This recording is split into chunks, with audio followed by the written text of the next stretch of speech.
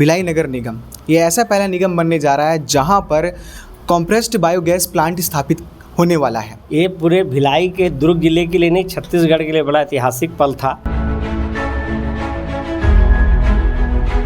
कहां से ये आया विचार कि शहर को एक बायोगैस प्लांट की ज़रूरत है? 100 से 150 टन जो है कचरा पर डे उठेगा और उससे जैव ईंधन बनेगा, जो शहर के लिए बहुत उपयोगी है, बहुत गुणकारी है। गीला कचरा से कॉम्प्रेस्ड बायोगैस प्लांट बायोगैस बनाने की केंद्र सरकार की अपनी योजना है कि शहर से निकलने वाला जो गीला कचरा है उसको ले जा कर के संबंधित एजेंसी ले जाएगी। कोई जनता है जो अपने घर में गीला कचरा इकट्ठा कर रही है इस चीज़ को लेकर कि क्या पता हम जाएं इकट्ठा करके और हमें कुछ इसका फ़ायदा मिल जाए। आपका बहुत ही तार्किक बड़ा अच्छा सवाल है। छत्तीसगढ़ राज्य के साथ साथ दुर्ग जिला और दुर्ग जिले के अंतर्गत भिलाई नगर निगम ये ऐसा पहला निगम बनने जा रहा है जहां पर कॉम्प्रेस्ड बायोगैस प्लांट स्थापित होने वाला है।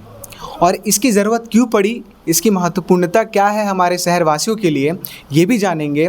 और कितनी लागत लग रही है और क्या क्या फ़ायदा मिलने वाला है इस प्लांट के स्थापित होने के बाद पूरे शहरवासियों को, ये भी जानते हैं। और इस पर विस्तार से बात करने के लिए, जानकारी लेने के लिए हमारे साथ जनसंपर्क विभाग से शुक्ला सर हैं, उनसे बातचीत करते हैं। सर बताएंगे, जो कुछ ही दिनों पहले ये एक न्यूज़ आया कि हमारे भिलाई नगर निगम के तहत जो बायोगैस प्लांट जो है स्थापित होने जा रहा है, तो इसकी महत्वपूर्णता कितना है हमारे भिलाई शहरवासियों के लिए, और ये कहाँ से ये आया विचार कि शहर को एक बायोगैस प्लांट की ज़रूरत है? आपका बहुत ही अच्छा सवाल है। ये पूरे भिलाई के दुर्ग जिले के लिए नहीं, छत्तीसगढ़ के लिए बड़ा ऐतिहासिक पल था कि जब आदरणीय कलेक्टर महोदया की उपस्थिति में हमारे commissioner sir Bajrang Dubey sir इसमें दस्तखत किए, और इसके माध्यम से हो गया है कि शहर से निकलने वाला जो गीला कचरा है उसको ले जा कर के संबंधित एजेंसी ले जाएगी, वहाँ पर बायोगैस प्लांट लगाएगी और लगा करके इसमें जो है जो गैस बनेगा वो बहुत उपयोगी होगा, जैव ईंधन बनेगा। और ये भी जानकारी बता दें कि कम से कम हमारे शहर से 100 से 150 टन कचरा पर डे उठेगा और उससे जैव ईंधन बनेगा, जो शहर के लिए बहुत उपयोगी है, बहुत गुणकारी है।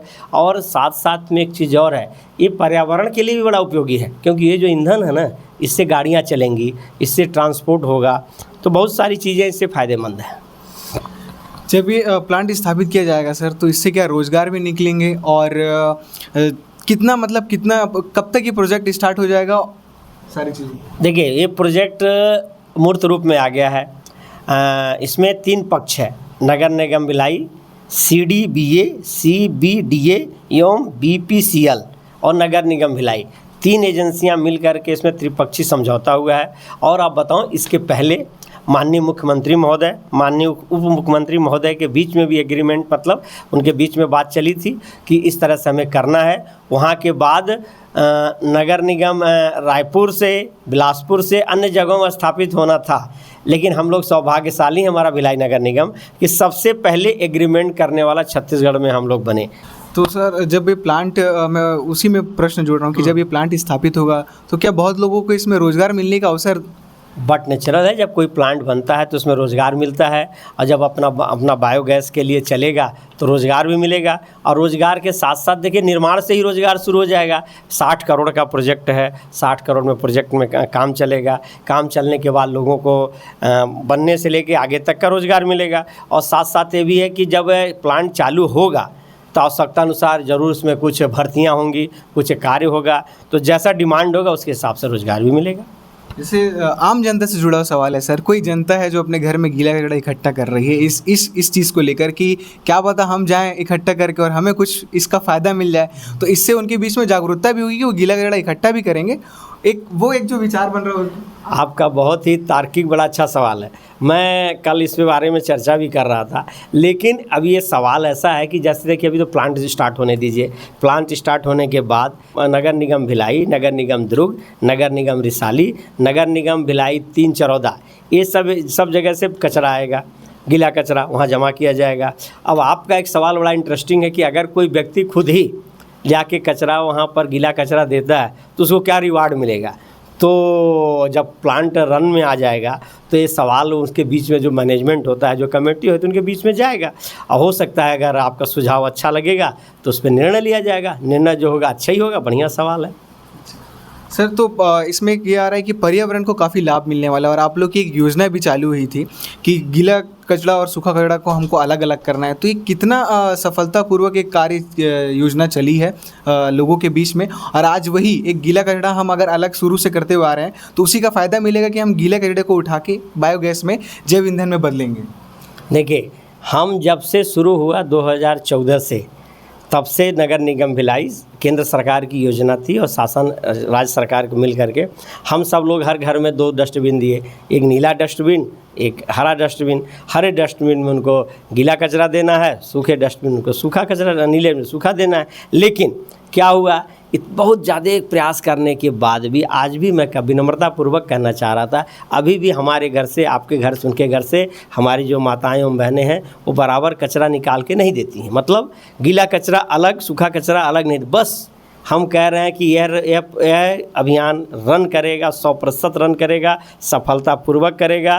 पूरे भिलाई वासियों के गौरव की बात होगी। बस आपके चैनल के जितने दर्शक हैं, जो लोग भी इसको देख रहे हैं, इतना भर करें कि अपने घर से निकलने वाला जो गीला कचरा है, गीला कचरे में क्या है, घर की साग सब्जी, घर की भाजी, घर के बचे हुए जूठन, या जो आप फल काटते हैं, जो सब्जियां काटते हैं, उसका जो गीला कचरा है उसको गीला कचरे में आता है। तो उसको अगर आप अलग करके दे देंगे तो बहुत बड़ा आपका उपकार होगा और हमारे भिलाई के लिए, छत्तीसगढ़ के लिए, पूरे देश के लिए और एक मिसाल बन जाएगी। तो ये बहुत बड़ा जो आपने सवाल किया ना कि इससे क्या फ़ायदा होगा, तो गीला कचरा निकल जाएगा तो हमारा आधा समस्या दूर हो जाएगी। ये जो एक बहुत बड़ा फैसला लिया गया आयुक्त साहब के नेतृत्व में कि हमारे भिलाई निगम के तहत एक बायो प्लांट बनने जा रहा है, इससे जनता को तो बहुत फ़ायदा मिलेगा ही मिलेगा।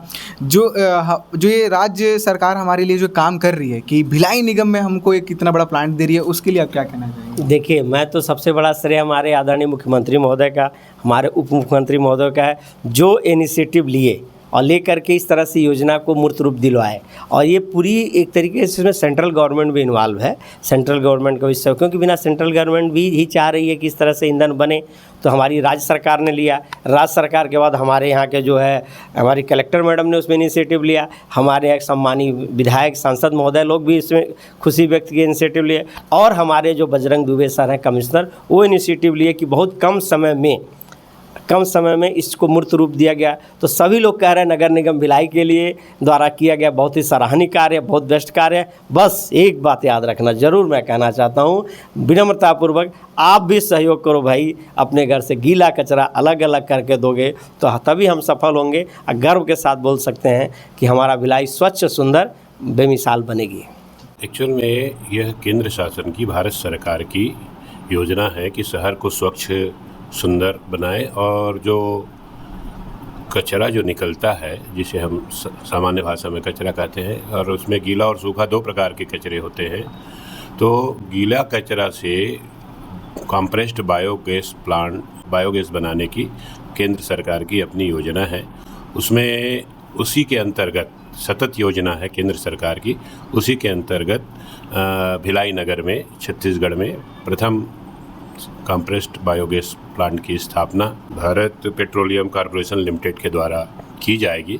इसमें छत्तीसगढ़ बायो फ्यूल कॉर्पोरेशन जो है हमारी एजेंसी है, जो हमारे इसके प्रोजेक्ट के में सहायता पहुंचा रही है, उनके माध्यम से यह पूरा कार्य कर रहे हैं। इससे क्या होगा, शहर में निकलने वाले बाज़ारों से जैसे जो गीला कचरा निकलता है जिसमें सब्जी भाजी ये सब होते हैं, उसके अतिरिक्त घरों से जो गीला कचरा निकलता है उससे बायोगैस बनाया जाएगा संयंत्र में। भिलाई नगर निगम से बिल्कुल लगा हुआ जामुल में ट्रेंचिंग ग्राउंड जो है भिलाई नगर निगम का ही, जहाँ पे वर्तमान में क्या कहते हैं अपना SLRM सेंटर आदि बना हुआ है और कुछ कचरे वहाँ डंप हो रहे हैं।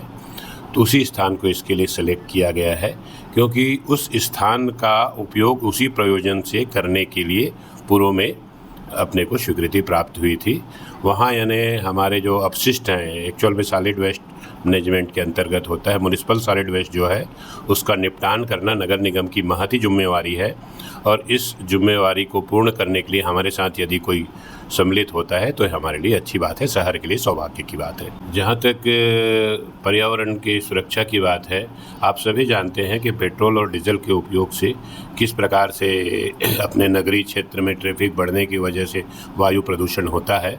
शासन की एक नेशनल क्लीन एयर प्रोग्राम भी चलता है, उसमें भी जब बायो कंप्रेस्ड गैस निकलेगा तो उसको अपने जैसे पेट्रोल पंप होता है उसी प्रकार से सीएनजी प्लांट अन्य बड़े शहरों में आपने देखा होगा, यहाँ पे भी यदि ये यानी उसी को स्थापित किया जाएगा तो बायो सीएनजी से यदि गाड़ियाँ चलती हैं तो तुलनात्मक रूप से प्रदूषण कम होता है और इससे हमें कार्बन क्रेडिट भी प्राप्त होता है। कार्बन का उत्सर्जन निश्चित रूप से जब डीजल और पेट्रोल जलता है तो कार्बन उत्सर्जित होता है, इसमें इस प्रकार का ये नहीं होता। इस ऐसे करके यानी पर्यावरण के दृष्टिकोण से बहुत ही बड़ी उपलब्धि प्राप्त होगी हमारे को। वैसे भी हमारे शहर जो है इंडस्ट्रियल एरिया होने की वजह से छावनी आदि एरिया में देखिएगा कितने सारे इंडस्ट्रीज़ है, यदि वो भी इसका उपयोग करते हैं अपने कंप्रेस्ड गैस का तो भी पर्यावरण में हमको बहुत सहायता मिलेगी। बहुत लोगों का ये रहता है कि कहीं पर प्लांट स्थापित हो रहा है तो क्या उस प्लांट की वजह से भी प्रदूषित होगी? एक चीज़ मैं आपको बताना चाहूँगा, यह प्लांट जो है प्रदूषण उत्सर्जित करने वाला ही नहीं बल्कि प्रदूषण पर नियंत्रण करने के उद्देश्य से बन रहा है, इसलिए इसमें प्रदूषण की तो कोई बात नहीं होती। तो आपने देखा कि भिलाई नगर निगम के द्वारा जो है बहुत ही ज़रूरी और बहुत अहम काम करने वाले हैं कि यहाँ पर बायोगैस प्लांट चालू करने वाले हैं और इसके बाद सर ने जैसे बताया कि तमाम रोज़गार भी मिलने के अवसर होंगे और हम पर्यावरण से भी बचेंगे, गंदगी से भी बचेंगे, क्योंकि कई बार ऐसा होता है कि गीला कचरा सूखा कचरा हम नहीं समझ पाते हैं। तमाम योजनाएं भी चल रही हैं और जो यही एक वो होता है कि जो प्लानिंग शुरू से हम करते आ रहे हैं कि हम गीला कचरा और सूखा कचरा क्यों अलग कर रहे हैं, यहाँ पर समझ में आता है कि गीला कचरा जो है अब उससे जैव ईंधन बनाया जाएगा जो हम सबके लिए लाभकारी होगा और हम सबको इससे बहुत ज़्यादा फ़ायदा मिलेगा और पर्यावरण को भी इससे बहुत ज़्यादा फ़ायदा मिलेगा। इसमें आगे क्या कुछ अपडेट रहेगा हम लगातार आपको दिखाते रहेंगे, तब तक के लिए केपी न्यूज़ के साथ बने रहिए। शुक्रिया।